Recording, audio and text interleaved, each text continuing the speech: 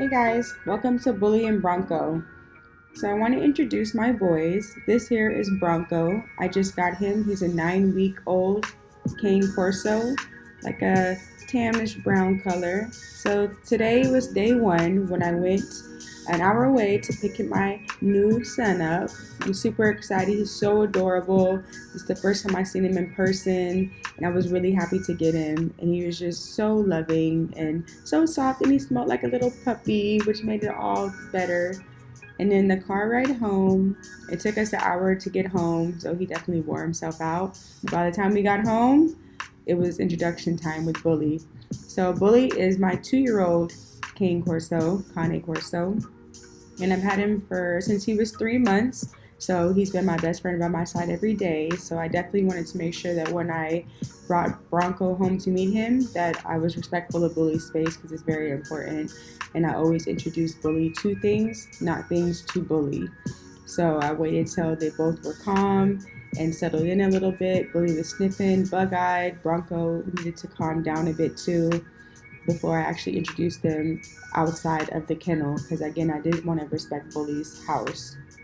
So once they calmed down, I took them both outside. I again was testing Bully a little bit to make sure. His tail was wagging. The puppy was, a little scared, apprehensive. But as you can see here, Bully began to get a little playful. So I was really happy to see that. So I didn't want to interrupt their moment there.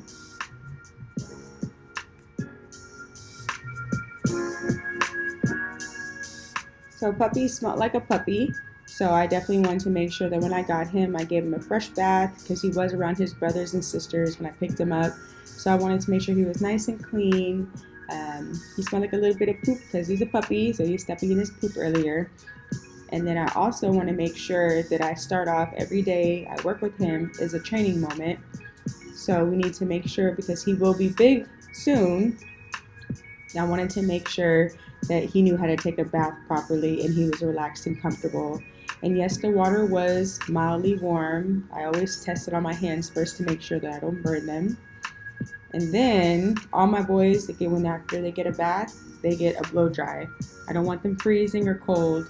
And so I made sure that Bronco was sitting here comfortably. I did have the blow dryer on a cooler temperature. It wasn't hot, so I didn't want to burn him or scare him.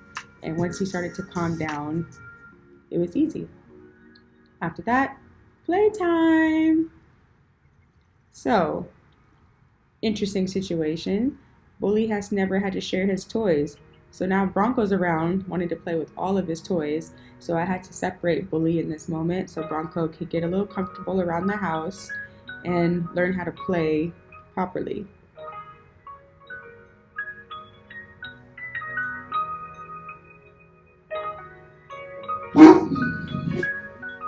Yes, that's my voice in the back.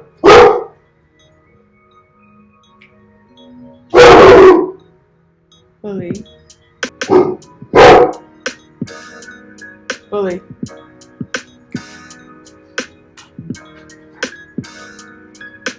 So this was also an important moment here. Treat time. I wanted to make sure that Bully lays down while he plays with Bronco, and also when it's sharing their treat time, that they respect each other's space. They both will get a treat. They just need to be patient and wait. So Bully is used to sharing with his other brother. I have a small Maltese poodle, and they're used to sharing. So here, they're playing together, and they're playing a little rough. As you can see, Bronco is chewing on him, and Bronco has very sharp teeth and very sharp nails. So I want to make sure that I oversee their playtime, because I do not want Bronco to accidentally hurt Bully, scratch his eye, bite him too hard, and then, become a problem with their playtime.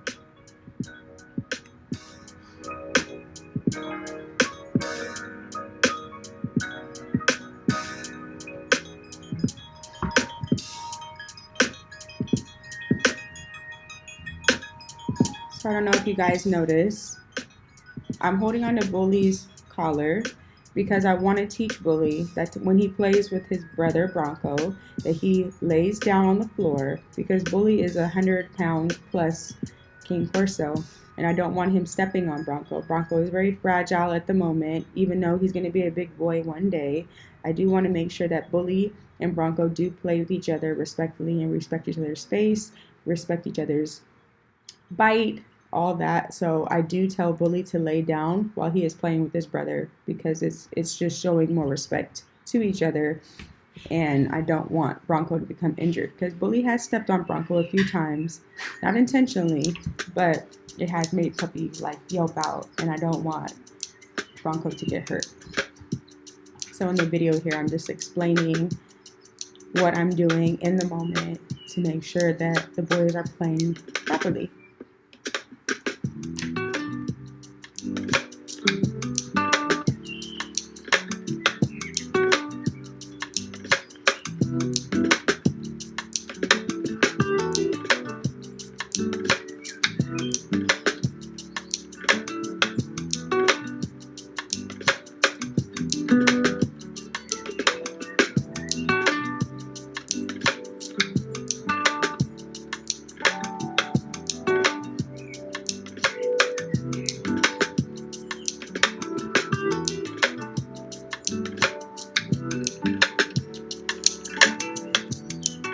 As you can see, Bully does have a very strong bite. So when he plays with Bronco, I want to make sure that he's also not biting Bronco too hard. Because again, he will get big one day, and I do not want them to play overly aggressive with each other. So I do try to make sure that Bully doesn't bite Bronco too hard, and Bronco does not bite Bully too hard. Bronco is showing a little frustration here because Bully is chewing on Bully's bone, and Bronco wants some of Bully's bone, and Bully doesn't want to share at the moment. So Bronco is showing a little frustration, but it's also a good teaching moment because I'm telling him in the background to stop. So if you notice, every now and then he'll do it and then he'll look up and stop. It's because I'm telling him to stop. Consistency is very, very important with dogs, animals in general, but especially because Bronco is a puppy. Being consistent all the time with things is very, very important.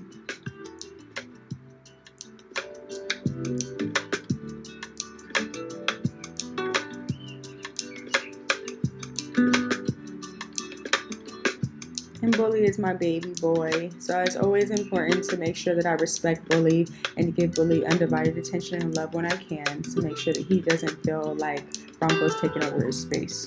I love you, Bully.